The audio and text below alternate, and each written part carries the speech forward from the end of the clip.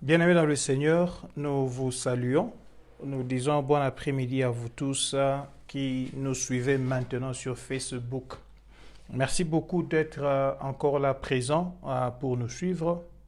Merci pour votre disponibilité. Merci à toute personne qui va se joindre à nous aujourd'hui pour ce live, pour ce direct. Nous bénissons le Seigneur pour cela. Nous sommes sur notre page temps de responsabilisation. Le temps de responsabilisation, c'est un moment où nous sommes en train de partager la parole de Dieu afin de pouvoir responsabiliser chacun d'entre nous, afin de pouvoir, comme nous disons, rendre autonome à des personnes qui veulent venir à Christ, ou qui sont à Christ, je veux dire.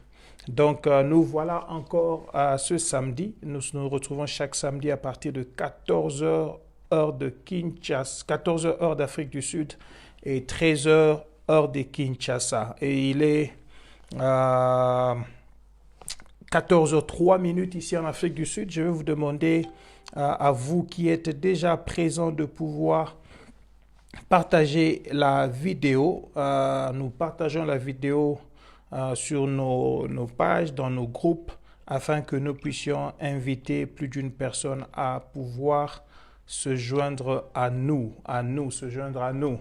Partageons, moi-même je le fais aussi, je vais partager pendant 2 minutes, comme toujours nous le faisons, 2 à 3 minutes, que nous ayons le temps de pouvoir partager dans des groupes, que nous partagions dans des groupes, Faisons-le, faisons-le.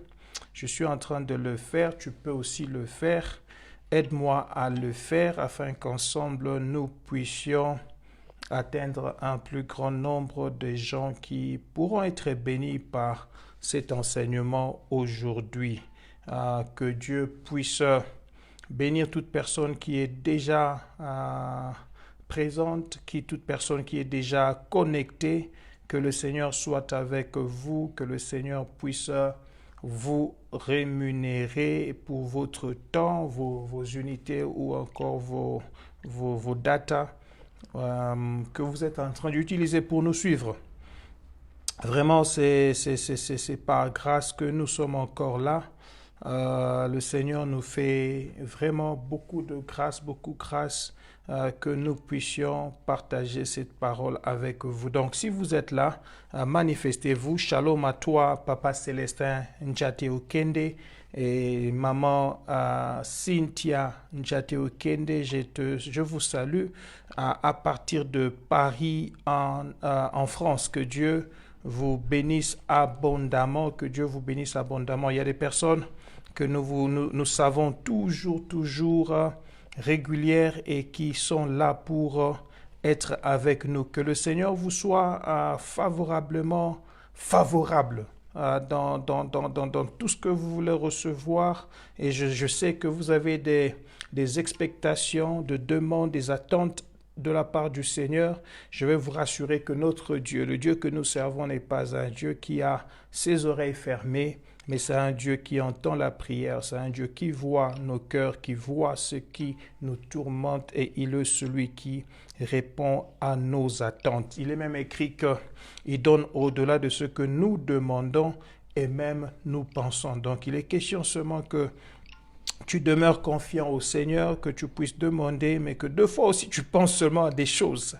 Parce que il donne au-delà même de ce que nous pensons. La pensée peut aussi devenir une prière, ou je peux encore le dire mieux, ta prière peut aussi être exprimée en termes de pensée. Et lorsque tu penses, Dieu est aussi capable de lire tes pensées et de pouvoir répondre à la prière de tes pensées. Voilà donc, bien-aimé le Seigneur, bon après-midi à vous tous.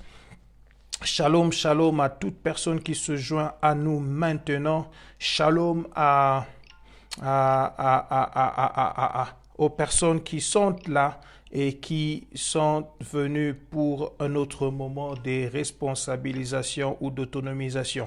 C'est un temps de bénédiction, c'est un temps d'édification pour chacun d'entre nous, peuple de Dieu, et nous voulons bénir le Seigneur pour cela. Nous allons prier avant de commencer, alors que je suis en train de finir de partager dans des groupes et aussi d'identifier certaines personnes. Je salue ma petite sœur chérie Nadia qui se trouve maintenant là à Fowez. Bonjour, je réponds à ta salutation Nadia. Bonjour, que Dieu soit avec toi, avec ta famille. Nous vous aimons énormément. Bonjour à mon ami Dominique Massiala. Je vois Dominique Massiala qui est en train de me voir. Je te salue aussi. Basé. Dominique Massiala, c'est un plaisir pour moi de savoir que tu nous suis aussi maintenant. Ne quitte pas encore, mais si tu es au travail, c'est bon, tu peux partir travailler. Mais si tu n'es pas au travail, je prie que tu sois là, que tu entendes cette parole qui va certainement bénir ta vie et te faire beaucoup de bien. Merci Jésus, merci Jésus. Merci Seigneur pour ces moments qu'il est important, qu'il est doux et agréable pour des frères de demeurer ensemble. Donc, bien aimé dans le Seigneur, ce moment, c'est un moment de bénédiction que le Seigneur nous donne afin de pouvoir partager cette parole ensemble, partager la parole de Dieu.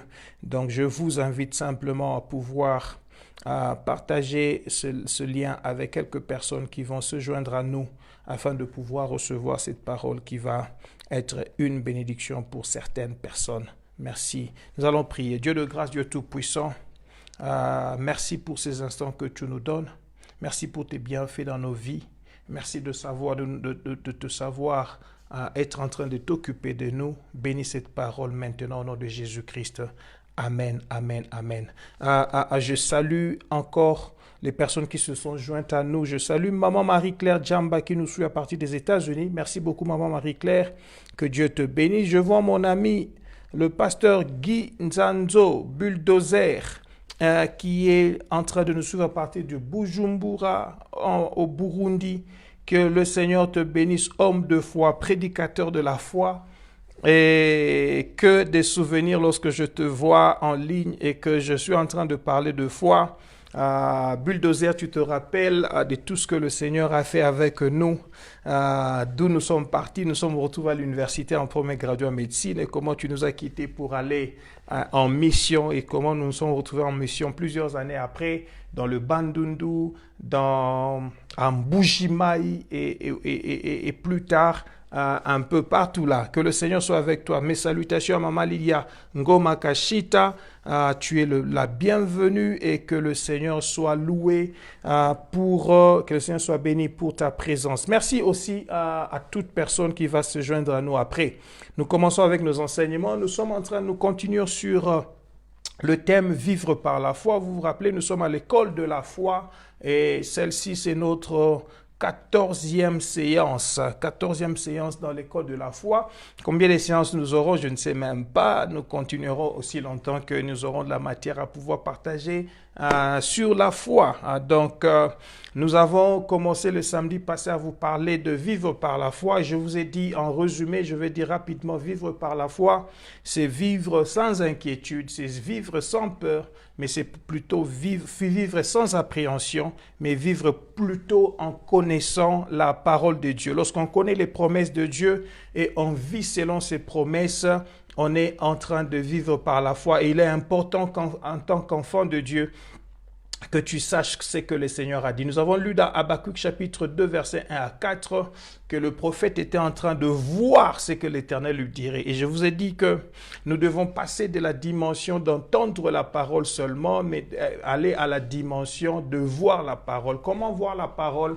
C'est-à-dire lorsqu'on entend ce que Dieu a dit, tu te fais des images sur les choses que Dieu t'a dit. Tu vois ça dans l'imagination. Et c'est là que se produit la foi parce que j'ai défini la foi comme le fait de voir sans voir pour enfin voir. Le fait de voir sans voir pour enfin voir. C'est comme cela que le dictionnaire de Jean-Claude Dagano définit la foi parce que la foi commence par voir dans l'imaginaire des choses que tu n'as pas encore vues physiquement et l'enfin de la foi, Hébreux 11, verset 1, partie B dit, c'est la démonstration des choses, celles qu'on ne voit pas, des choses qu'on ne voit pas. Donc, on va venir finalement à voir des choses qu'on n'avait pas encore vues. Voilà pourquoi je vous ai dit, la fois passée que le bishop Oyedepo, David Oyedepo, un homme de Dieu de la foi, un général de Dieu vivant en Afrique ici, cet homme de Dieu a dit à tout futur que tu ne peux pas imaginer, tu ne pourras jamais t'y retrouver. En anglais, il dit the future that you cannot picture, you will never feature in it. C'est important de pouvoir se faire des images de futur que l'on voudrait vivre. Et un jour, on verra ces choses. Et nous avons dit vivre par la foi, c'est nier. Ce n'est pas nier la réalité, mais c'est plutôt refuser la réalité pour apporter la vérité. Il est important de pouvoir refuser la réalité. Il est important de pouvoir refuser la réalité. J'ai dit refuser la réalité, c'est-à-dire la foi ne nie pas la réalité. La foi ne dit pas que la réalité n'existe pas. La réalité est ce que tu vois, c'est ce que tu touches. La réalité est que quelqu'un peut être pauvre encore aujourd'hui. La réalité est que quelqu'un peut être malade aujourd'hui. La réalité est que ton corps peut être souffrant. Mais la vérité est que Jésus a dit à la croix, il a déjà comment on dit, crucifier la maladie et tu n'es pas malade. Donc, quand tu as la foi, tu proclames la santé divine. Tu es en train non pas de nier la réalité, mais tu refuses cette réalité dans ta vie. Tu dis oui, la maladie peut exister, mais elle n'est pas ma portion, elle ne m'appartient pas, elle n'est pas à moi. Donc, je ne peux pas accepter que j'ai cette maladie. Alléluia. Voilà pourquoi ce matin encore sur ma page, je crois sur mon statut de WhatsApp, là où je poste mes hashtags AM et champion, je suis un champion. J'ai encore proclamé la parole de Dieu et j'ai déclaré que je ne crois même pas que cette maladie est ma portion parce que Christ a fait autre chose pour moi. Donc, c'est important de pouvoir déclarer la parole de Dieu et le dire chaque jour. Et vivre par la foi, le samedi passé, je vous ai dit que c'est arriver à présenter son certificat de foi. Le certificat de foi, c'est ce que tu peux présenter aujourd'hui pour dire « J'ai cru en Dieu, à Dieu, voici ce que j'ai eu ». Je vous disais la fois passée que si tu demandais à Anne où se trouve son certificat de foi, Anne va te présenter Samuel. Si tu demandes à Abraham, Abraham va te présenter Isaac. Si tu peux demander, je ne sais pas, à toute personne qui a cru en Dieu doit avoir un certificat qui peut présenter, c'est-à-dire quelque chose qui peut dire « Voilà ce que j'ai eu en ayant foi au Seigneur ». Et dans mon livre sur les priorités dans la vie chrétienne, lorsque je lis Hébreux chapitre 11, 32, 34, que dirais-je encore, car le temps me manquerait pour parler de Gédéon, de Barak, de Samson, de Jephthé, de David, de Samuel et des prophètes qui par la foi. Moi, j'y ai ajouté aussi et de Jean-Claude. Le temps me manquerait de parler aussi de Jean-Claude Ndagano qui par la foi. Et j'ai énuméré quelques lignes des choses que moi-même j'ai vécues par la foi pour dire, voici le certificat que j'ai de la foi.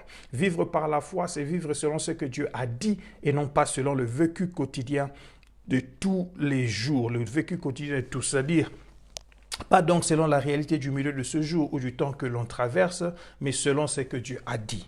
Donc lorsque l'on vit par la foi, on écoute ce que Jésus a dit, on se base sur ce que Christ a dit. Il a dit aux disciples, allons sur l'autre bord. Quand il a dit, allons sur l'autre bord, il est entré dans la barque, il s'est endormi. Malheureusement, sur le chemin, il y a eu du vent fort, de la tempête qui a soufflé et les disciples ont commencé à paniquer. Mais comme Jésus avait déjà dit, allons vers l'autre bord. Si tu as la foi et que tu sais ce que c'est vivre par la foi, c'est simplement s'appuyer sur ce que Christ a dit. Un des disciples pouvait simplement se lever et parler au vent, à la tempête pour dire « Tais-toi, arrête-toi » parce que le Maître a dit « Nous allons vers l'autre bord, nous ne coulerons pas ». Alléluia, il y a un cantique que nous chantons « Je ne coulerai pas ». Je ne disparaîtrai pas, je n'irai pas, je ne m'engouffrerai pas. Pourquoi? Parce qu'il a dit, allons vers l'autre bord. Bien-aimé le Seigneur, cet après-midi, je vais continuer rapidement une partie sur comment vivre par la foi et par la grâce de Dieu. En 30 minutes, en 35 minutes, je vais vous dire comment vivre par la foi. Il est important que nous puissions savoir comment vivre par la foi. Il est important de savoir qu'il faut vivre par la foi, mais le plus important, c'est de savoir comment vivre par la foi. Nous commençons aujourd'hui en disant vivre par la foi. Nous devons vivre par la foi car la foi fait de nous des héritiers. La foi fait de nous des héritiers. Romains chapitre 4 verset 16 dit, c'est pourquoi les héritiers le sont par la foi, pour que ce soit par grâce, afin que la promesse soit assurée à toute la postérité, non seulement à celle qui est sous la loi, mais aussi à celle qui a la foi d'Abraham, notre Père à tous. C'est important. La Bible dit, c'est pourquoi les héritiers le sont par la foi. Nous sommes héritiers de Dieu par la foi. Nous ne sommes pas héritiers de Dieu par nos œuvres, par quoi que ce soit. Lorsque nous croyons en Dieu, lorsque nous mettons notre foi en Dieu, nous possédons tout ce que Dieu a en héritage pour nous. La foi fait de nous des héritiers. Il est important que nous puissions encore comprendre, bien-aimé le Seigneur, que lorsque Paul le dit, pour que ce soit par grâce, afin que la promesse soit assurée à toute la postérité, non seulement à celle qui est sous la loi, mais aussi à celle qui a la foi d'Abraham, notre Père à tous. Il est important que nous comprenions c'est quoi la foi d'Abraham. Et je vais vous parler de la foi d'Abraham tout de suite là. Parce que vivre par la foi, ici, c'est vivre par la foi d'Abraham. Qu'est-ce que la foi d'Abraham? Qu'est-ce que définit la foi d'Abraham? Comment comprenez-vous la foi d'Abraham? La foi d'Abraham, c'est la foi d'un homme qui s'appelle Abraham, qui se retrouve vivant dans un pays où il y avait le polythéisme, qui n'avait jamais entendu parler de l'Éternel, jamais entendu parler de Yahweh. Et un jour, ce Yahweh-là lui parle. Il lui dit, Abraham, je veux que tu quittes ton pays, que tu quittes ta maison, que tu quittes ta patrie et que tu ailles avec moi vers le pays que je te montrerai. Bien-aimé, écoutez-moi très bien. Abraham ne connaissait pas Dieu. Abraham n'était pas chrétien. Abraham n'était pas chrétien comme toi et moi. Abraham n'avait jamais été à l'église. Il n'avait jamais eu des affermissements. Il n'avait jamais été reçu de cours des disciples. Mais ce jour-là, il a entendu une voix qui lui a parlé et il a accepté de marcher avec ce Dieu. Il a pris le risque. Je le dis toujours, Abraham avait 75 ans. Sa femme avait 65 ans. Il n'était plus jeune. Il n'avait pas 24 ans, 25 ans, 30 ans où tu es seul dans la vie. Tu dis, je peux aller en aventure. Abraham était déjà un monsieur. 75 ans, tu commences à aller comme selon les stages de la vie. Tu as passé la vie moyenne de la quarantaine à la cinquantaine, de la soixantaine jusqu'en haut, là, tu es dans la vie de la vieillesse. Donc la vieillesse, on se prépare à mourir. Dans la vieillesse, on se prépare à se rassurer que son testament est prêt pour que les gens viennent à hériter ce qui t'appartient. Et pour Abraham, tout ce qu'il pouvait faire, à qui il pouvait faire hériter cela, c'était son neveu Lot qui vivait avec lui. Il avait un serviteur dans la maison, Eliezer. Mais Dieu va lui dire, quitte, prends Lot, prends ce qui est à toi, partez. Bien aimé, ça c'est la foi d'Abraham. C'est accepter de croire en un Dieu que tu n'as jamais vu. Accepter de croire en un Dieu que tu n'as jamais expérimenté. Donc la foi d'Abraham ici, ce n'est pas que j'ai déjà une expérience, que Dieu ait déjà fait quelque chose pour moi pour que je croie. C'est différent avec la foi de David. Lorsque David se présente devant Goliath, David avait un élément en main. Il avait été une fois attaqué par le lion, une fois attaqué par le loup. Pas lui attaqué, mais les animaux attaqués. Et il a poursuivi le lion, il a poursuivi l'ours par la foi. Et il a vu comment le Seigneur l'a rendu victorieux du lion et de l'ours. Quand il se présente devant Goliath, Abraham avait déjà, qu'est-ce que je dis? Quand il se présente devant Goliath, David avait déjà un élément qu'il pouvait présenter à Dieu pour dire Goliath, je veux te tuer de la même manière que Dieu m'a permis de tuer le lion et le loup et l'ours. Bien-aimé dans le Seigneur. Mais ici, Abraham, sans expérience passée, sans éléments présentés, sans certificat de foi précédent, il va accepter de marcher avec ce Dieu. Ça, c'était un risque. Donc, j'appelle la foi d'Abraham une foi risquante, une foi risquante, une foi risquante. You are welcome. Vous êtes le bienvenu. Maman Anita Kabe ici à Potchefstroom et aussi Karine Bokolo à Kinshasa, vous êtes les bienvenus. Donc, bien aimé, il est important que vous compreniez que la foi d'Abraham, c'est la foi qui risque. C'est la foi qui accepte de pouvoir se mettre en mouvement, même lorsque l'on ne sait même pas si Dieu se mettra en mouvement. Donc, on a seulement cru en Dieu, on a écouté sa parole et on s'y met.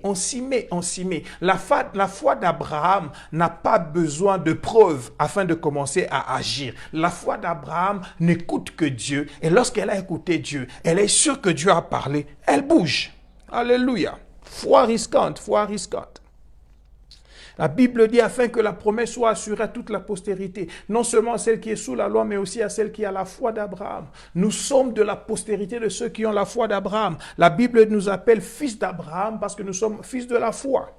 Abraham est le père de la foi. Désormais, l'héritage de Christ nous appartient aussi parce que nous sommes des héritiers par la foi. Soyons donc attachés à la parole de Dieu. Prenons ce qui est écrit, possédons-le pour nous. Acceptons la vérité de la parole au détriment de la réalité en place. Quand je disais que la foi ne nie pas la réalité, mais la foi refuse la réalité. Qu'est-ce que la foi vient? La foi prend la réalité, elle rejette la réalité afin d'accepter la vérité. Donc, face à chaque réalité, confronte la vérité. Il est important que tu connaisses la vérité. Il est important que tu connaisses la vérité, c'est la parole de Dieu. La vérité, c'est ce que Dieu a dit. Lorsque je sais ce que Dieu a dit et je me retrouve face à quelque chose qui est contraire à ce que Dieu a dit, je refuse ce que je vois qui est contraire à ce que Dieu a dit et j'accepte ce que Dieu a dit. Voilà pourquoi je ne crois pas que nous allons périr, que le monde va périr par ce virus de coronavirus. Je ne crois pas cela, je ne crois pas cela. À moins que quelqu'un me dise que Christ est allé à la croix pour rien. Jésus est allé sur la croix, il a dit tout est accompli. Il a dit tétélestai. Il a dit votre dette a déjà été payée. Il a dit la victoire vous l'avez déjà remportée. Donc nous n'avons pas une bataille à nous battre contre un virus qui s'appelle coronavirus aujourd'hui, une bataille qui n'a jamais été vaincue. Nous nous battons dans une bataille qui est déjà vaincue, sur la bataille pour laquelle Jésus a déjà dit tétélestai. Tétélestai, c'est-à-dire la victoire vous a déjà été accordée. La sentence de la peine a déjà été purgée par quelqu'un d'autre. Tu ne peux plus entrer en prison. C'est ça, tétélestai. Le problème, c'est qu'il faut que tu connaisses la vérité. Lorsque tu connais la vérité fera de toi têtu. Un homme qui a la vérité sera têtu face aux situations de la vie. Lorsqu'on lui dit que tu vas tomber, tu seras par terre, tu ne seras pas te relever, il va être têtu parce qu'il sait que la parole dit cette fois mon juste tombera, cette fois il se relèvera. Il sait qu'il y a provision de la parole qui lui donne option de sortie ou bien excite à la situation. Non, bien aimé le Seigneur, un homme de foi, c'est un homme qui trouve une raison dans la parole afin de pouvoir justifier sa sortie. Là où il se trouve bloqué, il trouve dans la vérité dans la parole qui lui montre le chemin de sortie. Voilà pourquoi je ne crois pas à une sentence générale de tout le monde. Je crois que je suis unique. Je crois que Christ a payé le prix de la croix pour qu'il meure pour moi. Et il a dit que 1000 tombent à ton côté, 10 000 tombent à ta droite. Jean-Claude, toi, tu ne seras pas atteint. Il a dit cela comme cela. Il a dit, toi, tu ne seras pas atteint. Moi, je prends seulement la parole que Christ a dite et j'accepte cette parole. Dites-moi tout ce que vous voulez me dire. Pensez à ce que vous voulez penser. Je ne suis pas là et je ne voudrais même pas être là. Alléluia. Vivre par la foi, ce n'est pas vivre par l'appréhension, mais c'est vivre dans la connaissance de ce que Dieu a dit. L'appréhension, c'est l'intelligence humaine qui capte les choses telles qu'elles se présentent. L'appréhension, c'est 1 plus 1 égale 2. Alors que la foi me dit dans le mariage 1 plus 1 égale 1. Alors que la foi me dit 1 plus 1 plus 1, Dieu le Fils, Dieu le Père, Dieu le Fils, ça fait 1. L'appréhension va te dire c'est pas normal. Justement parce que l'appréhension ne saisit pas les choses de Dieu. Alléluia. Un homme de foi ne vit pas selon l'appréhension. Alléluia. Ce n'est pas vivre par l'appréhension, mais c'est vivre dans la connaissance de ce que Dieu a dit. Je me rappelle encore d'une histoire qui est fraîche dans ma mémoire. Il y a plusieurs années, je suis arrivé dans ce pays et 3 années après, j'ai travaillé à un endroit qui s'appelle Christiana Blumhoff. Après cela, j'ai fait 2 années, la deuxième année, il y avait le poste de médecin directeur qui était, qui était publié et qui était vacant. Le poste était vacant. Et on a demandé aux gens qui voulaient appliquer pour le poste. Moi, je me suis dit, bon, je ne suis pas qualifié pour avoir ce poste-là parce que la loi en Afrique du Sud, le principe avant, dans ce temps-là, c'était que quand tu commences à travailler, tu fais 5 ans, tu commences comme médecin ici. Pendant 5 ans, tu es signe un medical officer. Après 5 ans, tu deviens principal medical officer. Donc, tu étais senior, tu étais junior, senior, et puis tu deviens principal. Quand tu deviens principal, alors seulement tu peux appliquer pour devenir un chef, chief medical officer, c'est-à-dire un chef médecin, donc médecin directeur. Donc, il me fallait 15 ans d'abord avant de pouvoir déclarer et penser devenir chef médical et médecin directeur. Et je parle de 2008. J'ai commencé à travailler ici en 2007. Donc, en 2006, il fallait attendre 15 ans. Il fallait attendre jusqu'en 2022, donc jusque l'année prochaine. Je ne serai jamais devenu médecin directeur. Mais moi, je suis devenu médecin directeur en 2008. C'est-à-dire 2 ans après que j'ai commencé à travailler. Lorsque j'ai appliqué, oui, Lydia, tu te rappelles de Christiana parce que tu es arrivé à Christiana. Lorsque j'ai appliqué pour le poste, c'était d'abord les derniers jours parce que j'hésitais. Après, une maman est venue me dire, une maman de l'hôpital qui était médecin et infirmière, elle me dit, pasteur et docteur, tu ne penses pas que tu dois aussi appliquer? Moi, je crois que toi, tu auras ce poste-là.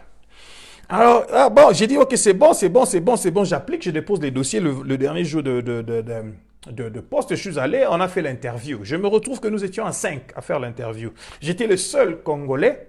Il y avait 2 Sud-Africains, deux Sud-Africains et 2 Nigérians. 2 du Nigeria, 2 de l'Afrique du Sud et moi-même j'étais congolais. Pourquoi je parle de leur nationalité? Tout simplement pour vous montrer que eux ils parlent anglais depuis ils ont étudié en anglais. Moi j'étais le seul qui étudiait en français et je suis arrivé dans ce pays, c'était 2 ans. Donc quand j'avais réussi à l'examen pour commencer à travailler, ils m'ont dit que oui c'est bon, on a vu que tu es un bon médecin, mais ton anglais est mauvais. Il faut vraiment évoluer en anglais. Donc j'avais un anglais qui n'était pas très bon, c'était ma 2e année de travail, mais je vais quand même appliquer pour ce poste. Je vais à l'interview. Un vendredi, la semaine qui a suivi le mercredi, je reçois un appel. Alléluia, alléluia.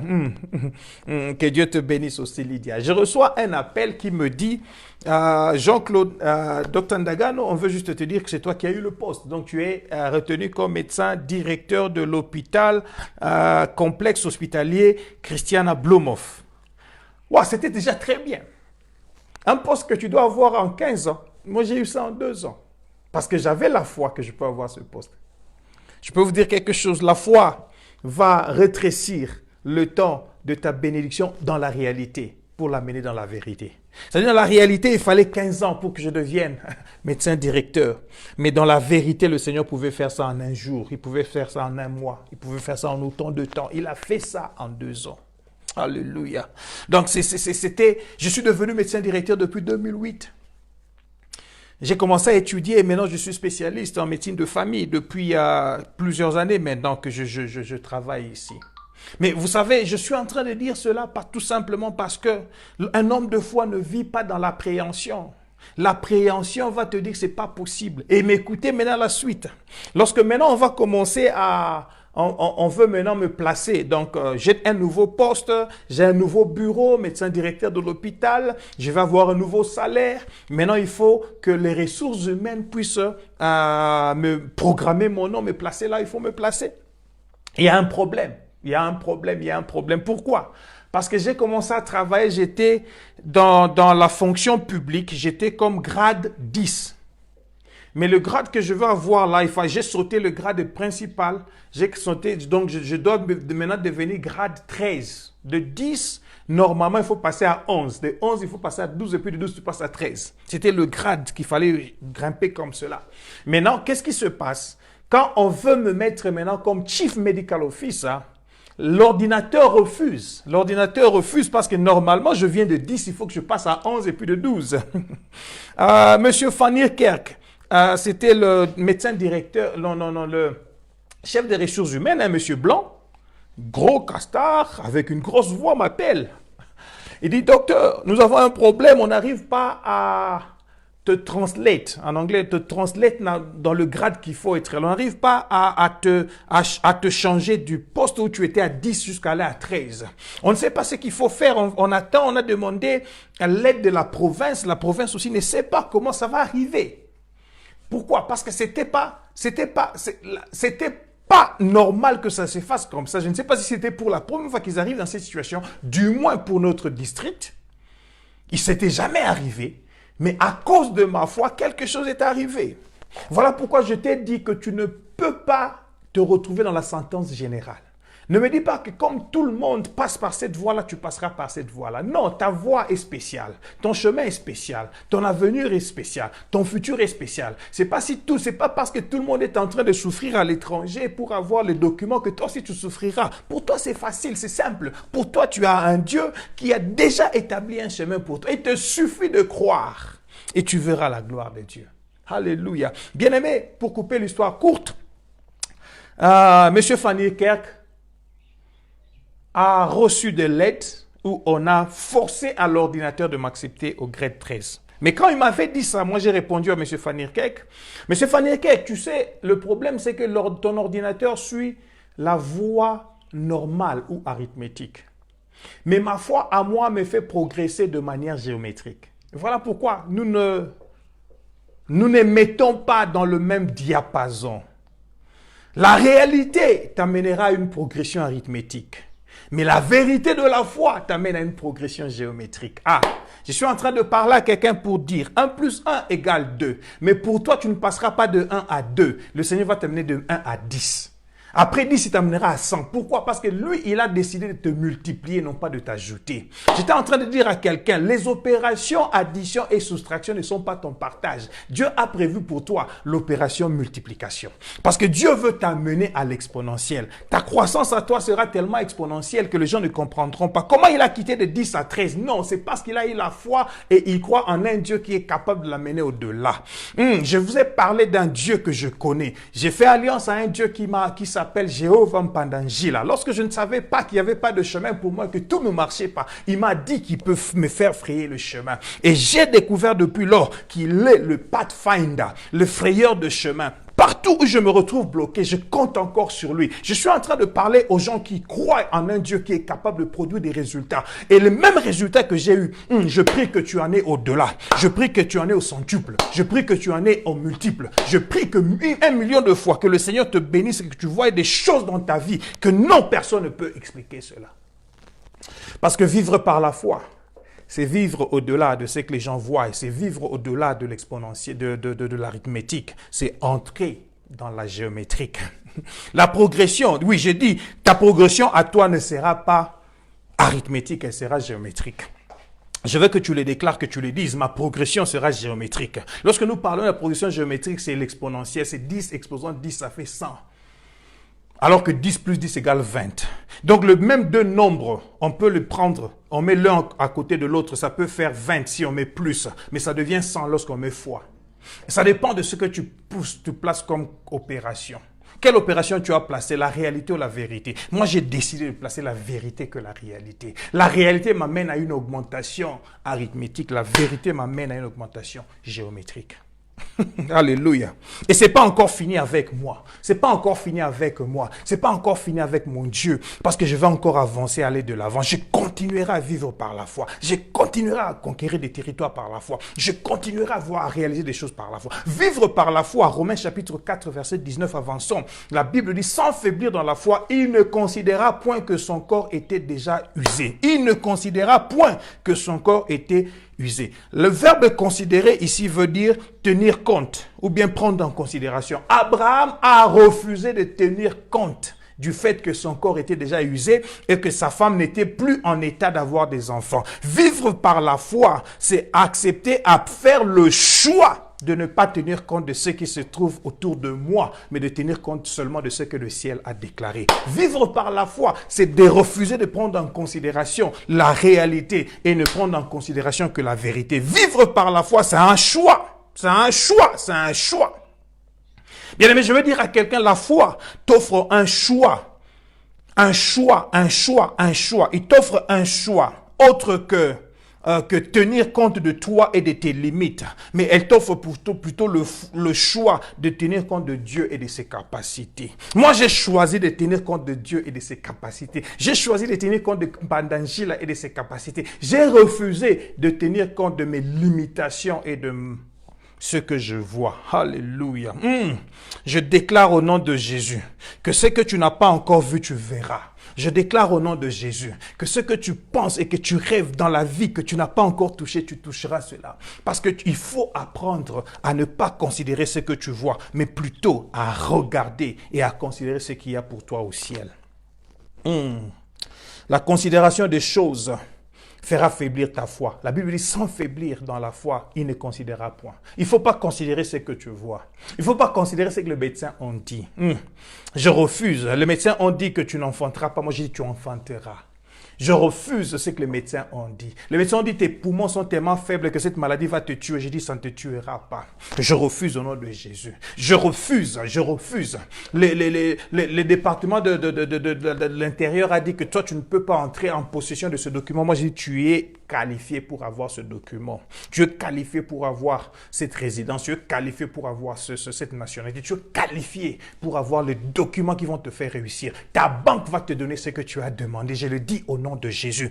Tu n'es pas disqualifié. Tu es qualifié. Je refuse que tu vives la réalité. J'accepte pour toi que tu ne considères point ce que tu vois, mais que tu puisses considérer ce à quoi tu crois. Au nom de Jésus. Au nom de Jésus. Je refuse de considérer que mon corps ne peut plus. Je refuse de considérer que mon intelligence ne peut plus. Je refuse de considérer que mon gouvernement ne peut pas. Je refuse. Je veux marcher comme Jésus devant la tombe de Lazare. Si Jésus s'était fié au nez de Marthe, Jésus n'allait jamais avancer à la tombe de Lazare. Parce que Marthe disait à Jésus, mon frère sent déjà. Jésus ne peut pas sentir l'odeur de la pourriture ni de la mort. Jésus, pour lui, il ne voyait pas Lazare mort. Jésus avait déjà dit, Lazare est en train de dormir, allons le réveiller. Bien-aimé dans le Seigneur, ne considère pas ce que les gens te disent. Ne considère pas ce que tu vois. Ne considère pas ce que tes sens te donnent. Non. Vivre par la foi, ce n'est pas vivre par ses sens. Pas par l'ouïe, pas par l'odorat, pas par la vue, pas par le toucher. Mais c'est vivre par le sixième sens qui s'appelle la foi. La foi, c'est la troisième, la troisième jambe de ceux qui n'ont que deux et qui ne peuvent pas marcher. Parce que la foi vient fortifier ta marche afin que tu ailles loin. La foi, c'est le troisième bras que le Seigneur donne aux deux qui n'arrivent pas à retenir, à toucher tout ce qu'il faut. Parce que le troisième bras va venir te mettre dans la supernaturalité ou la surnaturalité. Tu es appelé à vivre le surnaturel. Tu es appelé à vivre le surnaturel. Je le déclare au nom de Jésus, au nom de Jésus, au nom de Jésus, au nom de Jésus. Je le refuse. Au nom de Jésus, au nom de Jésus. Il a refusé de considérer que son corps était déjà usé.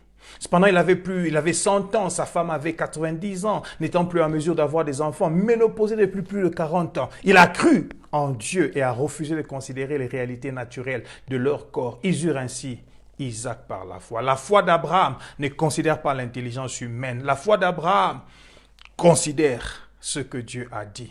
Verset 20 à 21 dans Romains 4, il dit, il ne douta point par incrédulité au sujet de la promesse de Dieu, mais il fut fortifié par la foi, donnant gloire à Dieu et ayant la pleine conviction que ce qu'il promet, il peut aussi l'accomplir. Vivre par la foi, c'est accepter de continuer à ne pas douter des choses que Dieu a dites. Vivre par la foi, c'est accepter tout ce que Dieu a dit et croire que celui qui a promis est aussi fidèle pour accomplir.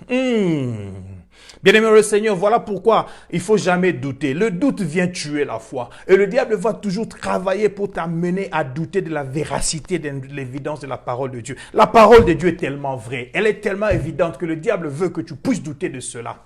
Ne doute pas, ne doute pas. Depuis le jardin d'Éden, tout ce qu'il a fait, le serpent est arrivé. Il est venu apporter le doute dans la vie des gens. Dieu a-t-il réellement dit que vous ne mangeriez pas ceci? C'est ce que le diable veut. Il veut apporter un certain doute.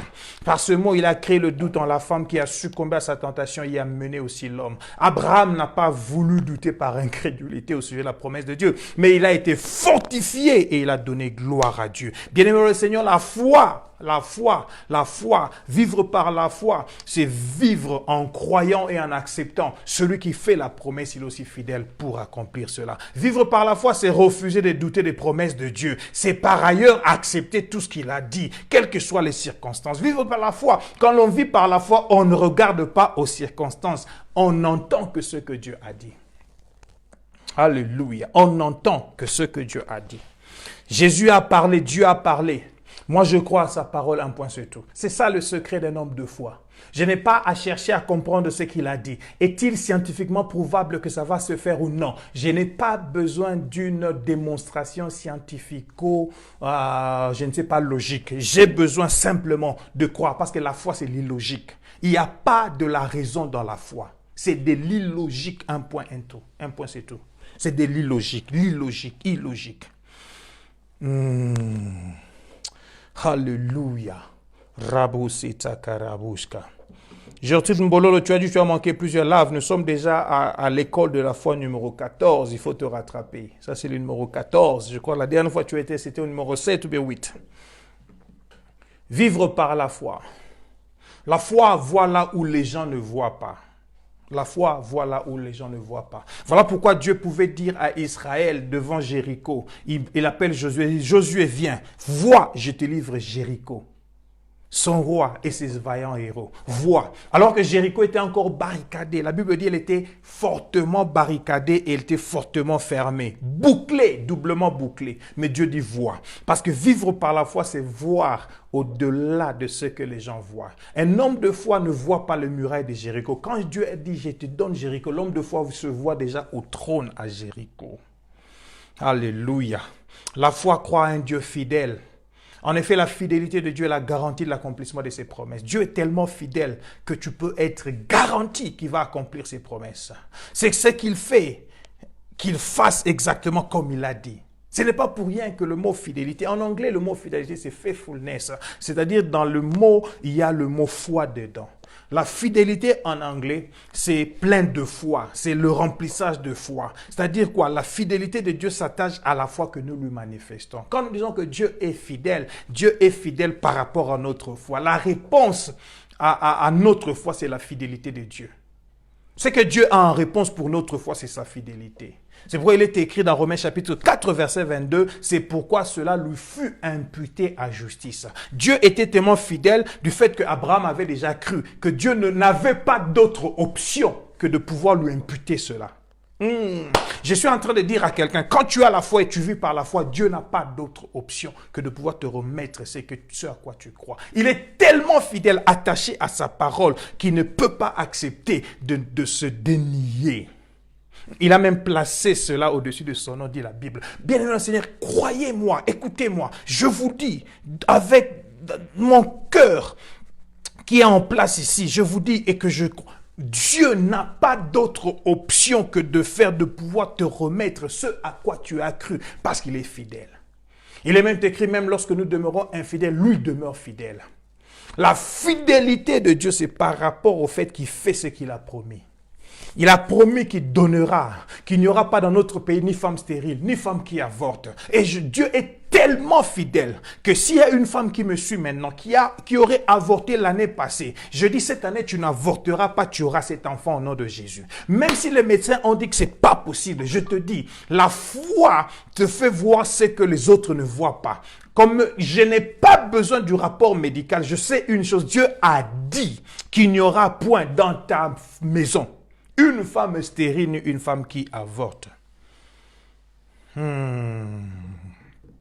Alléluia. Dieu n'a d'autre raison que de faire ce qu'il a promis de faire parce qu'il est fidèle. C'est pourquoi il a imputé cela à justice. Ce verset veut tout simplement dire c'est pourquoi Dieu l'a déclaré juste en portant sa foi à son crédit.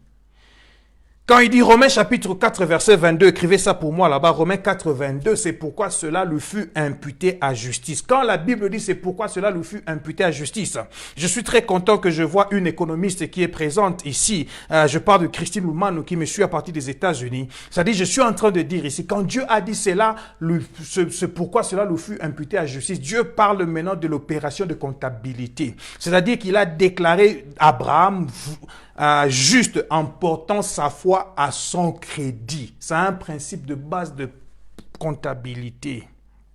Alléluia. Lorsque nous portons quelque chose dans le crédit de Dieu, non, dans le crédit de l'homme, comprenons un peu ceci. Dans le cadre de nos relations avec Dieu, nous avons besoin d'une monnaie qui s'appelle la foi. La foi, c'est la monnaie d'échange spirituelle.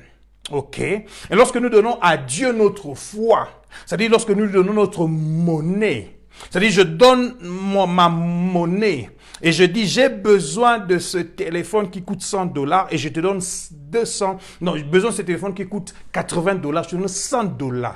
C'est-à-dire, je porte à ton crédit, à ton débit $100 et toi, tu me dois $20 et le téléphone. Alléluia. C'est-à-dire, quand je viens par la foi à Dieu et que ma foi s'appelle monnaie qui s'appelle enfant. Je viens, je donne à Dieu cette foi. Dieu maintenant regarde dans son store, dans son shop, dans son, comment on appelle ça, dans son établissement ou dans son magasin. Il prend l'enfant qui a la dimension de la foi que je lui ai donnée. Et il y a même de monnaie d'échange qui vient cela après cela. Alléluia. Dieu nous répond en nous donnant selon la mesure de foi que nous lui avons présentée. C'est pourquoi cela lui fut imputé à justice. Je donne la valeur de la monnaie à la personne qui est en train de vendre afin de me donner la valeur de la chose en monnaie et il me donne la chose. La foi, c'est cette monnaie transactionnelle, de transaction spirituelle. Dis-moi, qu'est-ce que ta foi présente et je te dirai ce que tu auras de Dieu. Je crois à construire une église de ceci, de cette dimension, dans un pays comme cela. Ça, c'est ma foi. J'ai cela dans ma tête. J'ai cela en vue. Je suis en train de voir des milliers de gens venir à Christ dans des pays sous-développés, underprivileged, dans des pays d'Afrique, d'Asie, d'Amérique latine, où les gens sont dans la pauvreté. Je vois des foules de gens venir à Christ alors que je suis en train de faire l'évangile. Ça, c'est ma foi. Ça, c'est ma foi que je déclare. Et le Seigneur va me donner cela.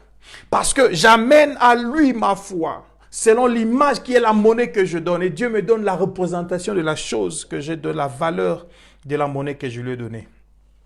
Un autre principe en comptabilité, c'est que les crédits et les débits doivent toujours être égaux. Puisque le bilan à la fin doit être équilibré, c'est ça qu'on appelle la balance. Quand on fait le journal, débit plus crédit doit être balancé, c'est-à-dire dépenses plus entrées doivent être balancées. Alléluia. Dieu est tellement fidèle qu'il ne va pas te tromper. Si tu lui as donné $100, il te donnera quelque chose de valeur de $100. Mais moi, je parle maintenant de monnaie en termes de foi. Je suis en train de t'expliquer pour que tu comprennes. Qu'est-ce que tu veux recevoir auprès du Seigneur? Amène à lui en débit ce que tu veux recevoir et en crédit. Il te sera crédité la chose dont tu as besoin. La foi, c'est la monnaie d'échange pour des transactions spirituelles avec le Seigneur. Et Dieu est tellement fidèle qu'il ne peut pas nous mentir. Dans ce cas, l'acquisition, par exemple, lorsque nous voulons acheter un ordinateur, il nous faut avoir l'argent correspondant au prix de l'ordinateur. Et dans ce cas, l'acquisition de l'ordinateur est du côté débit et l'argent qui sort de la caisse de l'entreprise pour payer est du côté crédit. De manière correspondante, la foi nous met dans la position de recevoir ce qui est au prorata de la dimension de ce que nous donnons à Dieu, comme foi en échange de ce à quoi nous croyons. Débit sera équilibré au crédit. Qu'est-ce que tu crois? Ce à quoi tu crois, le Seigneur va te le donner de ce côté-là, afin de pouvoir équilibrer et balancer les choses. Bien-aimé le Seigneur, en 10 minutes, je vais vous dire rapidement comment vivre par la foi. Comment vivre par la foi? Parce qu'il est important que nous comprenions comment vivre par la foi. Je crois que le temps est déjà parti. Je ne voudrais pas me retrouver dans une situation où je commence à courir afin de pouvoir terminer cette portion. Nous allons remettre cela à samedi prochain. Comment vivre par la foi. Aujourd'hui, je veux rappeler à quelqu'un que le Seigneur est en train de nous dire, il faut vivre par la foi. Et vivre par la foi, c'est vivre sans inquiétude, vivre sans crainte, vivre au-delà des imaginations humaines, sans considération de ce qu'on voit ou on touche, mais aller à croire et à accepter que celui qui a donné la promesse, il est aussi fidèle à accomplir cela. Vivre par la foi, c'est nier la réalité. Ce n'est pas nier la réalité, mais c'est la refuser afin d'accepter la vérité. Confronte toujours la vérité à la réalité qui te fait face. Et tu verras le Dieu qui répond par la vérité venir te donner la réponse et la victoire à cette situation. Rappelez-vous, la foi est une ferme assurance des choses qu'on espère, mais aussi une démonstration de celles qu'on ne voit pas. Il faut commencer à imaginer des choses que tu ne vois pas encore. Et l'enfin de la foi te fera voir cela. Parce que croire, c'est voir sans voir pour enfin voir. Que Dieu vous bénisse, bien-aimé le Seigneur. Vous qui nous avez suivis. Je salue maman Joël Mangalay qui s'est jointe à nous à partir de Klerksdorp ici en Afrique du Sud. Christine Louman aux États-Unis, que Dieu vous bénisse. Maman Marie-France Bakatous qui s'est jointe à nous à partir de Paris. Maman Gertrude Mbololo qui s'est jointe à nous à partir de la Belgique. Que Dieu puisse bénir toutes les personnes qui sont venues après se joindre à nous. Que le Seigneur, de Dieu de gloire, puisse vous bénir. Je vois Nana Kambai, Gougouda qui s'est jointe à nous à partir de Johannesburg. Que Dieu soit loué. Maman Jink Baston, que Dieu te bénisse aussi, ma petite sœur en France. Virginie, tu t'es jointe à nous. Que Dieu soit loué. Merci beaucoup au pasteur, à mon ami Toto Mounaï, que je vois à partir de Pretoria se joindre à nous.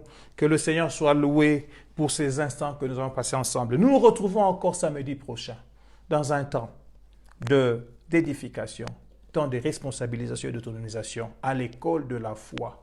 Et nous allons parler de comment vivre par la foi. Nous attendons vos témoignages et nous savons que Dieu va vous visiter ou vous a déjà visité là où vous êtes afin que vous puissiez voir sans voir pour enfin voir. Merci à maman Marie-Claire Djamba aux États-Unis. Que Dieu soit loué. Ce sont des mamans qui nous ont vu venir à Christ, à l'église La Résurrection en 94. Quand je suis arrivé 93, fin 93, je l'ai trouvé déjà responsable des jeunes sœurs à l'église.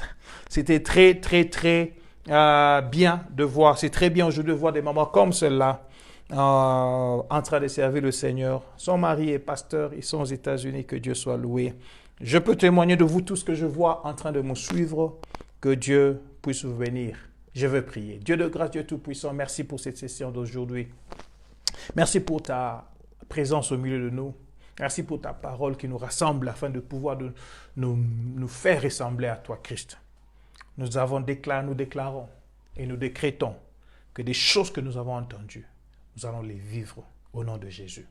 Je prie, Seigneur, oh Dieu, que ma sœur, que mon frère vivent des choses par la foi et qu'ils puissent bénir le Dieu qui est capable de donner là où il n'y en avait pas. Je prie que Jéhovah Mpandangila, le Dieu de mon alliance, puisse ouvrir le chemin dans la vie de quelqu'un qui m'a suivi aujourd'hui. Au nom de Jésus que nous avons ainsi prié. Amen. Que Dieu vous bénisse à samedi prochain. Bye.